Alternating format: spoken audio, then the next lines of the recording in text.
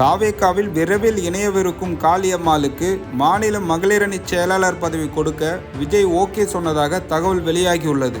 முந்திரி திராட்சை முழுசா இருக்கு. ஆச்சி பாயாசம் மிக்ஸ், ஒன்று வாங்கினால் ஒன்று இலவசம்.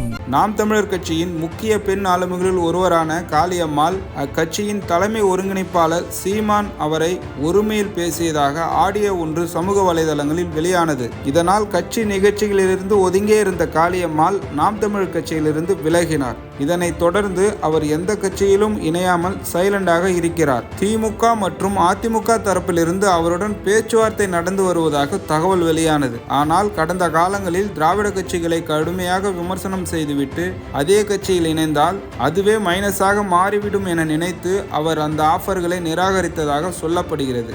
இந்த நிலையில் விஜயுடன் இணைந்து பயணிக்கும் முடிவில் காளியம்மாள் இருப்பதாக சில மாதங்களாகவே பேச்சு அடிபட்டது. தொடர்ந்து பேச்சுவார்த்தையும் நடந்து முடிவெட்டப்படாமல் இருந்தது. தற்போது அரசியல் வேலைகள் வேகமெடுத்துள்ள நிலையில் மாற்று கட்சியில் இருப்பவர்களை தாவேகாவில் இணைக்கும் வேலைகள் ஆரம்பமாகியுள்ளன. அந்த வகையில் காளியம்மாளுடன் டீல் முடிந்ததாகவும் அவர் விரைவில் தாவேகாவில் இணையவிருப்பதாகவும் தகவல் வெளியானது. கட்சியில் பெண்களுக்கு முக்கியத்துவம் அளிக்கும் வகையில் காளியம்மாளை கட்சிக்குள் நுழைக்க விஜய் முடிவெடுத்துள்ளதாக சொல்லப்படுகிறது. மேலும் அவருக்கு தாவேகா மாநில மகளிரணி செயலாளர் பதவி கொடுக்கவும் விஜய் முடிவெடுத்துள்ளதாக சொல்லப்படுகிறது. சமீபத்தில் எஸ்ஐஆருக்கு எதிரான தாவேகா நடத்திய போராட்டத்தில் பெண் நிர்வாகிகளின் பேச்சு கட்சிக்கு கை கொடுத்த நிலையில் சிறந்த பேச்சாளரான காளியம்மாளை களமிறக்கும் முடிவை எடுத்துள்ளதாக தெரிகிறது.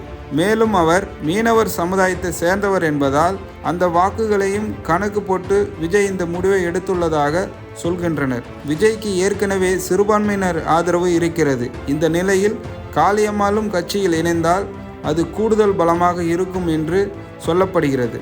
ஏற்கனவே காளியம்மாளிடம் தாவேகாவில் இணைவது பற்றி கேள்வி கேட்கப்பட்டது. இது இளைஞர்களின் விருப்பமாக இருக்கிறது. காலம்தான் இதற்கு பதில் சொல்லும், சூழல்தான் தீர்மானிக்கும்.